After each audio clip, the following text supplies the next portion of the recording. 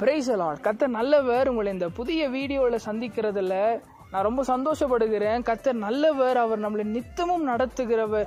அவரை நம்பி இருக்கிற பிள்ளைகளை அவர் ஒருபோதும் கைவிடாதவர். தம்மை சார்ந்து இருக்கிற மக்களை அவர் ஒருபோதும் புறக்கணிக்காதவர்.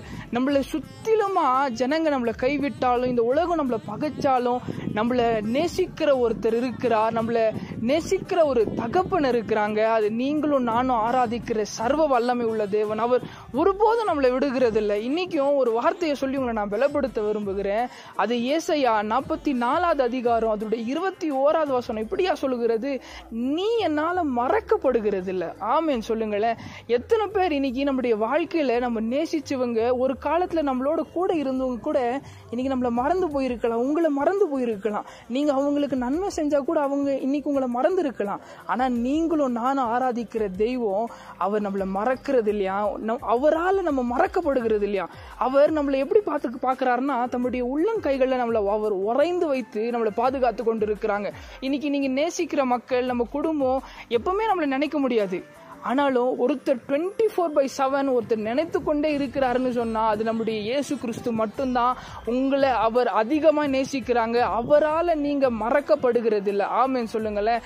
அதனால எதை குறிச்சும் கவலைப்படாதீங்க. என்னால மறக்கப்பட்டுருவேன், நான் இந்த உலகத்தினால மறந்து போயிட்டேன், இன்னைக்கு நான் தனிமையில இருக்கிறேன்னு சொல்லி சோர்ந்து போயிடாதீங்க.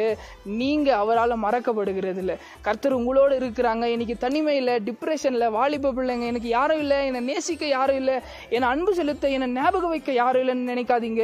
இயேசு கிறிஸ்து உங்களுக்காக 24/7 அவர் உங்களை நினைத்து கொண்டே இருக்கிறார். தம்முடைய உள்ளங்கைகளை வைத்து அவர் உங்களை அழகு பார்த்து கொண்டிருக்கிறார். அவர் உங்களை பார்த்து கொண்டே இருக்கிறார், கவனித்து கொண்டே இருக்கிறார். நம்ம கூப்பிடும் பொழுது அவர் இறங்கி வருகிறவரா இருக்கிறாங்க. அநேக நேரத்துல நம்ம ஜெபிக்க மறந்துடுறோம், நம்ம ஆராதிக்க மறந்துடுறோம், அநேக நேரத்துல நம்ம அவரை தேட மறந்துடுறோம். ஆனா அவரால் நம்ம மறக்கப்படுகிறது இல்லைன்னு வசனம் சொல்லுகிறது. இன்னைக்கு நீங்க மறக்கப்படல. அவருடைய கிருபை, அவருடைய ஒத்தாசை உங்களுடைய வாழ்க்கை மேல இருக்கு. அதனால யாரும் இல்லைன்னு கலங்காதீங்க. அவர் உங்களோடு இருக்கிறாங்க. உங்களை கொண்டு அவர் பெரிய காரியங்களை செய்வாங்க. God bless you all. Thanks for watching. Drop a like, leave a comment, and don't forget to subscribe to watch more videos like this.